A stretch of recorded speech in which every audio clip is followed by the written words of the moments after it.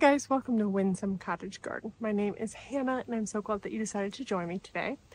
We are in the home garden and today we're going to be working in the front side of the house. We've been doing a lot this fall already in the back. We've added a huge big full sun bed. I'll link that below if you missed it. Got a number of anchor plants planted in another area, and today we're going to be moving into an area we spent time in this spring. In that big bed we added on the western side of the house. Now, there has been a change in this area that I didn't film, but I thought I'd share it with you right now to explain a function that we're going to be adding in here. So I need to cut my grass, but here is the bed that we added this year. And as you can see, a lot of things are doing fairly well. In particular, I absolutely love this grass that actually one of my aunts and uncles got me. It's something that I've enjoyed watching move in the wind as it is right now. And as we kind of pan over, you can see, and you might remember, that we ran out of cardboard and will this spring when we were working in this area. And it's now time to finish it up. Now, if you ignore the lawnmower, we're just here because I want to quick cut this grass. You will see that we've got some infrastructure going on. And what this is going to turn into is actually like a little turnaround area and summer storage for my garbage, recycling, and yard waste carts. In the winter, I can store them inside my garage, and it actually makes it easier because I don't have to clear snow off of them or fight to get them from the side of my house.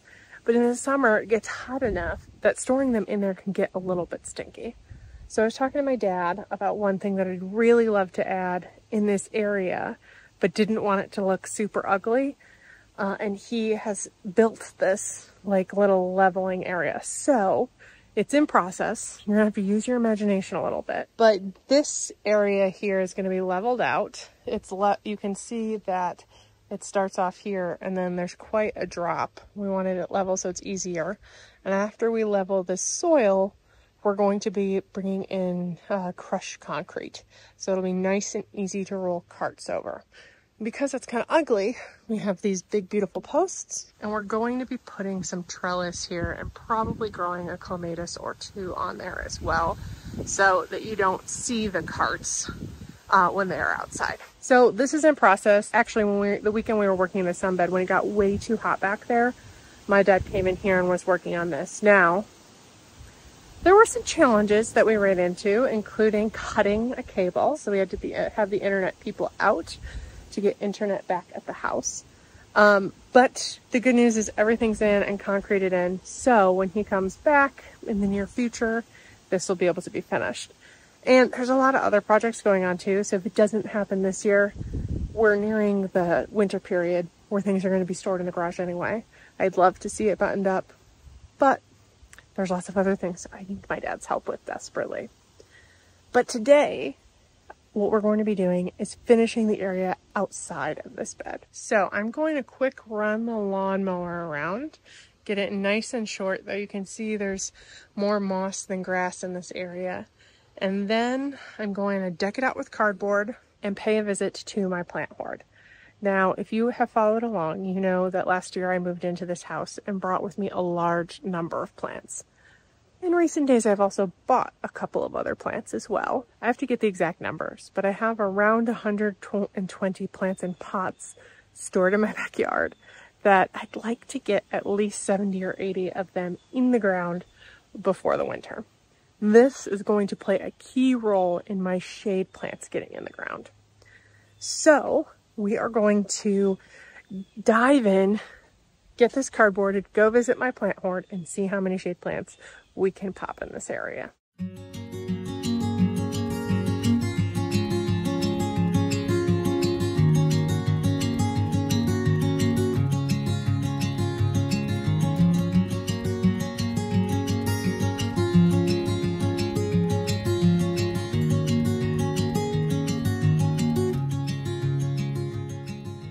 Cardboard is mostly done. I have one more piece I'm going to grab that my mom has been helping me by getting all the plastic and stuff off of it. And I'm now in my plant hoard. I wanted to give you a look at its state. There's still a lot to choose from, and this is primarily the section I'm going to be in. I did already grab two things as I was walking by. And I'm honestly debating whether I want that one as well. It'd be good to get in the ground. Actually, I might take these things up and then decide on that because it's a nice anchor. But I do have a plethora to choose from when it comes to shade plants.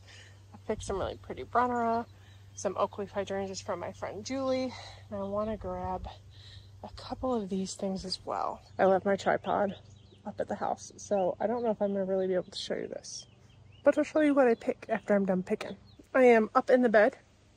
It's very windy, and I'm pleased to say that only one thing is kind of blowing around. This thing. This I just picked up, and it's gonna fill this last spot. I did weigh stuff down.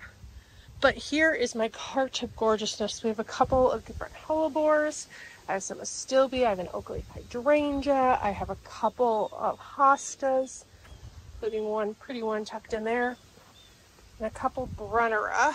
I also should mention that I am planning to take a plant out of a spot and move it into that awkward little indent to the right of the trash cart enclosure. It's actually this plant. It's kind of meh. I am fairly sure it's a sky pencil holly.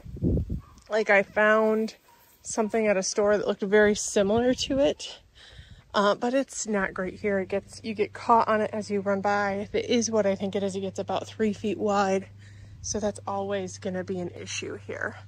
So the plan, because it can do some shade, is to pop it out, probably at a later date, maybe even next year, and put it in the middle of that space, which will provide a nice green anchor for that corner, an evergreen one at that. Now the oak leaf hydrangea, I'm trying to decide if I want that other hydrangea that's really pretty. Decisions. Oh, there's a puppy who's figured out where I am. I should go see her so she goes to the bathroom. Oh, you found me. Hello. You were worried? You want to go potty for me? Okay, they are not happy that I need to finish this project. So I'm going to quickly place these plants in such a way that they're going to hold down the cardboard. And then we're going to see what's left and what I think might go where. For now, I think that that might be it for tonight, and I might pick this project back up tomorrow.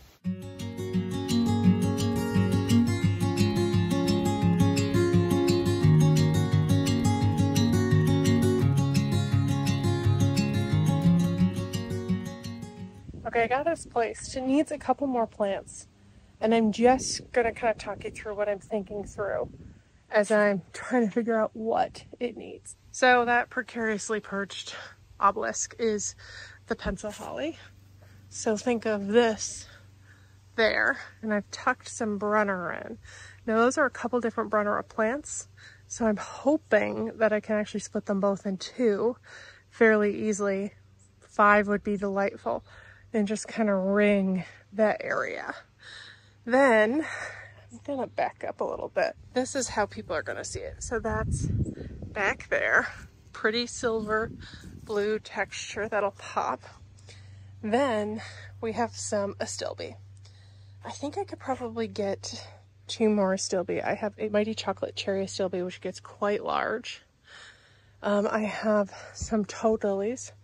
There's 2, but actually I'm gonna split this in half. So we'll do like a drift of 3 there. Oak leaf hydrangea that I got from my friend. I'm not sure quite what their dimensions are, but I suspect they'll get like 5 to 6 tall and 5 to 6 wide. So a nice little round section. I do have a small bleeding heart that I popped there because I thought it would provide some pretty spring interest when there's not a lot going on. I mean, all the hostels will be nubs. We'll have a pretty bleeding heart, and then I'll die back and other things will take over. But kind of coming around, we have an ostrich plume astilbe, which I think it's about 2 to 2.5 feet tall. So again, fairly sizable. I'm trying to decide if these tall toad lilies can hold their own with it. I think they will be able to. And then I popped 2 hellebores. They don't look like much now, but they're both 18 to 24 inches tall and about 12 to 18 wide. So there's one right there, there's one right there. We already had a hellebore in this area, so I think that creates a nice little trio. We have another astilbe, I don't know which one, but that would complete a trio here as well. And then we have a hosta we had to take out when we planted some boxwood recently that is really dark green that I think would play off these textures well. I do note something came in and ate some hostas, so I'm going to have to sprinkle and spray. They also came in and ate all of the hollyhock, which is frankly annoying as all get out, because those aren't supposed to be things that rabbits and deer eat. So I've noted that next year I need to do some more spraying, basically. But I should note there's 2 other hellebores in this area too. So lots of pretty spring interest, and I'm going to be adding some bulbs in here. Some this year, some next year. I've already got some I need to plant that I think this is the area that it's going to go in for the most part. So spring interest, definitely handled. I did pop a really small hosta here. This is a Mighty Mouse hosta, so that would be 1, 2, 3, 4, 5. That seems like a good amount of hosta. I do want to grab a couple of heucheras because I think those would do well here, and I can introduce some other color foliage. I want to go see what kind of colors I can introduce. I have a couple heucheras on hand, and I need to remind myself about some of the stuff I do have in the ground. I was trying to use the pots because they need to get planted like yesterday. No, that's not quite right. I have some ligularia. Let me show you what I'm looking at. So this, which is slug damaged, is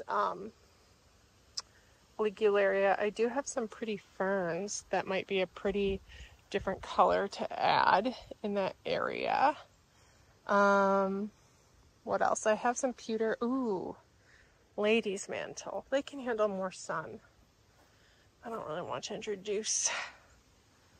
I was looking at these anemones. I don't want to introduce that. These actually need to go to the cottage. Let's see. Okay, so Japanese painted fern. I have some pewter. The ligularia is a definite consideration. Let's see. Here's all my heuchera.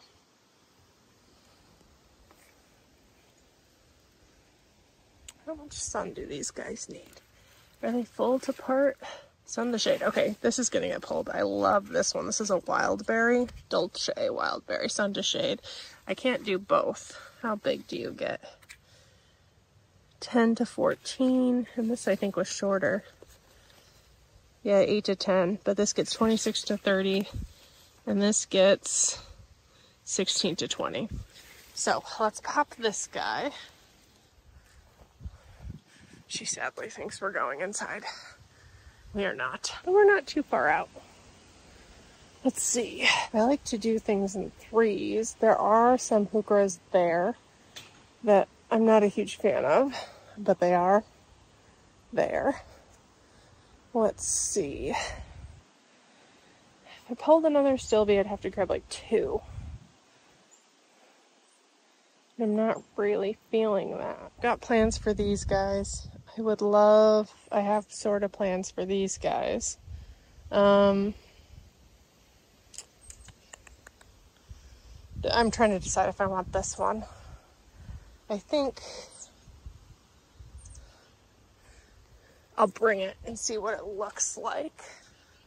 I'm also going to bring this one and see what it looks like.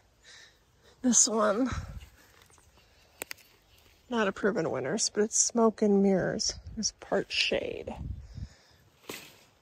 They kind of go together. They can be in the same area. I'm gonna pull this. This is a foxglove. I'm gonna grab this as a placeholder for the ligularia. What's in it died. So these are gonna be placeholders for ferns. Let's see if this is enough. I'm actually feeling pretty good about this without the ligularia. Though I did grab some lamium. That was actually my parents. As placeholders for the lambium I do have in the ground. So let's take a brief look-see. I think this will provide a pretty little heuchera interest. That needs a little more sun. This would honestly be better over here because this needs a little bit more sun and it would get a little bit more sun there. But this is shorter than that is. Let's just stick it here and live with it for a little bit. It's not planted yet. It's a nice little dark pop. It is a good thing that I am not planting these right now because I can't commit. So I'm gonna live with it and revisit this tomorrow. But for now, the good news is there's enough plants down and I'm gonna move a couple things that's gonna hold my cardboard. So that's where we're gonna leave it right now. We'll pick this back up in the morning. So it's not the next day, it's actually about a week later from where we left off in that last video. And I started editing it. I think we're gonna end it here because otherwise this is gonna get really long. So you got to see some of my process with thinking through and placing plants in this new area. One thing I did want to add is I mentioned briefly that we cut an internet cable while we were putting in what will be that trash card container. Something I've talked about in previous videos, but I don't think I mentioned in this one, is that it is really important when you are gardening in a new space or cutting things or doing any kind of groundwork where there may be cables present to call your local authority that flags those things. Here in Michigan, that's Miss Dig. And we did do that last year when we moved in and created a map of where everything was. How we cut this cable was a little unusual because we had referred to where all the cables were. I knew exactly where some of these things were because I found them when I was placing other plants earlier this year. But we did refer back to the drawings. Anyway, long story short, my dad had located them, thought we knew where everything was. He was using a saw to kind of cut some roots out of an area. And there was this cable here that was about 2.5 feet away from where it was marked. Now you usually have about a foot on either side. 2.5 feet is pretty far from where they're marked. It was also extremely shallow, like it was only like 3 inches deep. So I don't really know how that wasn't flagged. Maybe there was another cable run at some point in time, and when they flagged, they just ran the original one because I know we had located the telephone and internet cable. So that's kind of my working theory. So I did want to mention my dad just wasn't like doing stuff willy-nilly. We knew where it was. We thought we'd located it. And it still happens. We are really grateful that it wasn't something like electricity. And I am going to be in the next video you see where we'll be planting these, being very careful and doing a lot of hand digging in this area. I'll probably do some with my auger near the fence because there's nothing back there. But as we get closer to the pathway, it's going to be hand digging all the way. So I wanted to mention that just as like if you're doing this in your own space, it is really important to know where buried utilities are because you could end up really hurting yourself. We were very fortunate that the most inconvenient thing for us was just not having internet for a night. It was inconvenient, but not dangerous, which is always a good thing. Anyway, I really wanted to say thank you for joining me today. We're going to be coming back to this space in the next video. So if you check back on Saturday, you'll see us getting everything in the ground and then mulching it so it looks nice and complete. I haven't even really counted up the number of pots in this section yet. I know I wanted to get 60 of my 127 plants in the ground before this winter, ideally more like 75. So far, I've gotten 5 towards my goal. This is going to take a huge chunk of those off the list. So I'm looking forward to it. You're going to have to check back to see what it ends up looking like. If you like this video, please make sure to hit that thumbs up button and subscribe. Share this with your friends. I really appreciate you joining me today, and I can't wait to see you next time. Bye-bye.